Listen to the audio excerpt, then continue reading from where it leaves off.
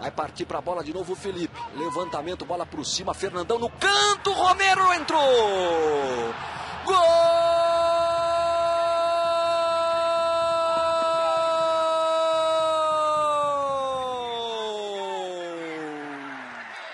É de Fernandão.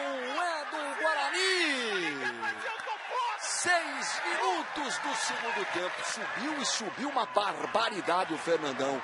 É difícil demais pegar de cabeça. O Romero deu um tapinha na bola, mas não foi o suficiente. Ela morreu no cantinho.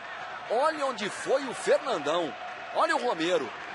Deu um tapa na bola, sim senhor. Chegou, mas não o suficiente. Fernandão mostra ali uma tatuagem com o nome, imagino ali, da esposa ou de um filho. Partiu Piauí, bola perigosa! Gol!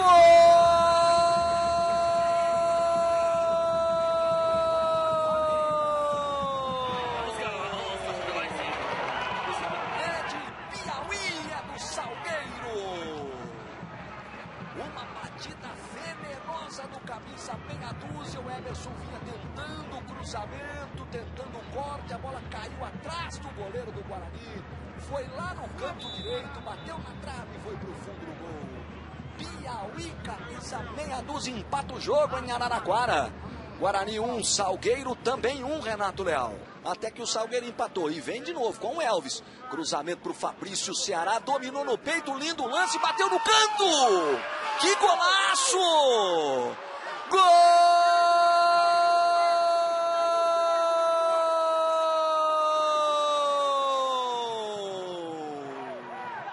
É de Fabrício Ceará, é do Salgueiro que vira o jogo em Araraquara. 16 minutos, cruzamento do Elvis. O Fabrício se colocou atrás ali do Bruno Pérez, dominou e bateu de chapa de pé direito no cantinho. É gol de centroavante, meu amigo. Olha só o Fabrício. Envolveu o Bruno Pérez, deixou a bola quicar e deu uma chapa na bola para o canto esquerdo.